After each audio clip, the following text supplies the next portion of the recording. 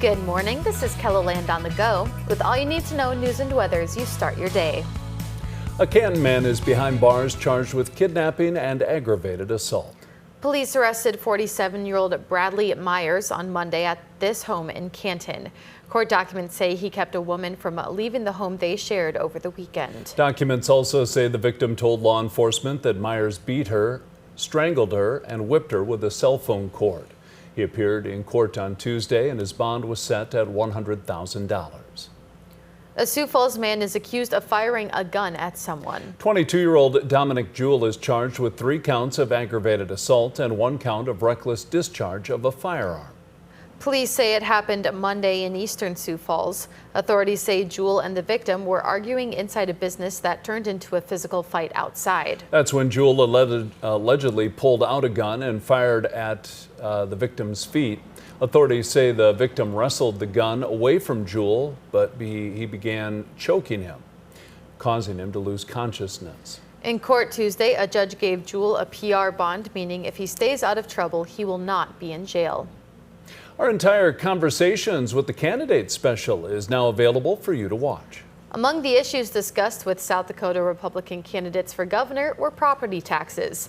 Toby Doden discussed phasing them out. Governor Larry Roden says the issue did overshadow other topics in the race. Yeah, in a lot of ways, you know, I never dreamed there would be so much discussion just solely about property taxes. Somebody has to have enough gumption and a strong enough backbone to actually stand up against the system and say, this simply isn't fair.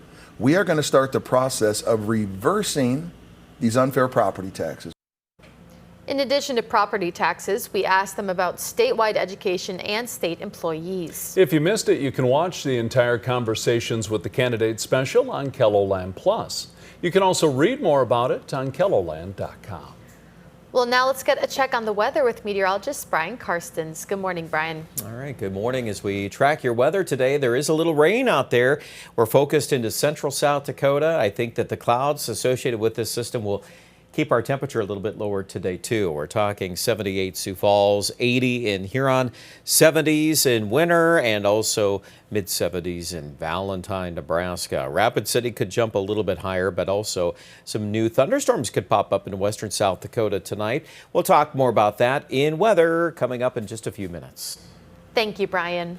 We're learning how the late T. Denny Sanford's fortune will benefit South Dakota decades after his death. The Sanford estate is setting up a foundation that will provide donations to nonprofits and charities, with a bulk of the money going to Sanford Health.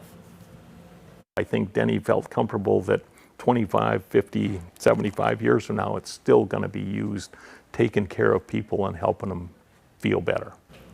Attorney Dave Knutson says Sanford's estate has between $2 to $3 billion that will be earmarked for charitable donations in the future. The outdoor campus in Sioux Falls is preparing for an important event in its mission to get more people active in hunting and fishing. The venue will host its annual gear giveaway on Saturday, August 8th. The goal is helping families, namely kids, try something new outdoors. A lot of fishing equipment, a lot of decoys, a lot of coats, hats, gloves, pretty much what you need to enjoy the outdoors with. Enable people to explore the world of hunting, fishing, camping, and the outdoors. And if we can give them gear that facilitates that enjoyment, then it's a good feeling to see that stuff go to use. The gear giveaway is scheduled for August 8th from 10 a.m. until noon. Donations can be dropped off during regular business hours. Firearms and ammunition cannot be accepted.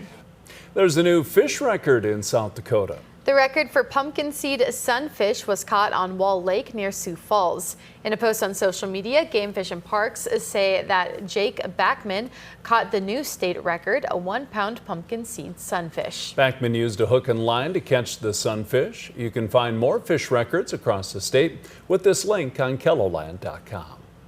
That's a look at some of our top stories. Now let's get another check of your weather with Brian. All right, tracking that weather today, those showers out there, you can see the patchwork, central South Dakota, and it's going to continue to be with us off and on today, so it is nice to have it in parts of our region. And certainly given where we've been and kind of where we're going with such hot weather in July, yeah, you don't want to deny this if you can catch some rain showers today.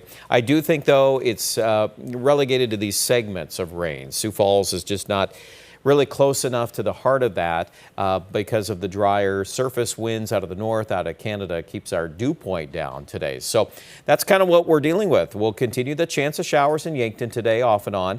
I do expect here after 4 o'clock a lot of that will fizzle out. A few more little cells, though, beginning to bubble up in the Black Hills this evening. Do you notice how that begins to take over there? And there could easily be some more rain trying to generate tomorrow morning. It's encouraging to see a picture like this. You know, there's a little more to this in parts of the west. So I'm just going to continue to kind of approach this subject as a little cautiously optimistic that we can catch some rains for a few more of us here tomorrow. This would likely take a track to the east-southeast if it can get started in the morning, and that would put parts of the southeast. I know folks in the northeast, you're probably not looking at as much of that as we go into the later part of Thursday. So those are the talking points there. Obviously your clouds and any rain that's out there will keep the temperature down. We'll pull more upper 70s and low 80s in the forecast. By the time we get to Friday, we're probably shifting gears a little bit. We're still in the 80s, but the core of the heat is coming. So that's another reason why these rain chances are a big deal, because we're just going to go backwards again as we really ramp up the mercury. There's a look at it on the European model, a little bit different configuration, but still Thursday morning, some rain out west, and then maybe, yeah, pieces of that trying to work towards Sioux Falls. It's a little closer than it was yesterday on the European model, so that's, I guess, in that regard, that's a trend. I still think you've got probably a bigger complex of storms Thursday night in southeast Nebraska, probably northeast Kansas, and then that would probably be the biggest cluster of rain. Saturday, Sunday, with all that heat around, it just gets harder to get rain. There are a couple little hints there Sunday night in central Minnesota. I could see something like that popping up in our 7-day forecast, but for now, we're focused on the heat. That air temperature on Saturday, just plain hot. There's a lot of humidity, too, coming back to southeast Kettleland. So you're going to hear us talk about probably some heat advisories and some heat headlines. Even Sunday, that's pretty intense heat.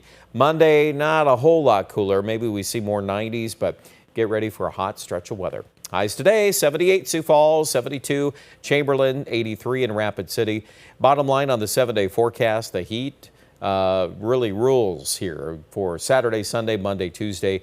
All those numbers are way above the normal high of 86, which is the hottest normal high we have this entire calendar year. So that's also significant. Aberdeen, close to 100 as we go toward the weekend. Overnight lows in the 70s. There will be a fair amount of humidity there, too. I would expect Pierre and Rapid City to be a little bit more of a drier heat the farther you get into western South Dakota. But a lot of hundreds here. There's 3 days there of potentially the century mark, and Rapid City, too, will be plenty hot. So pace yourself in the heat as it comes back. Check out more details with your weather at kettleland.com.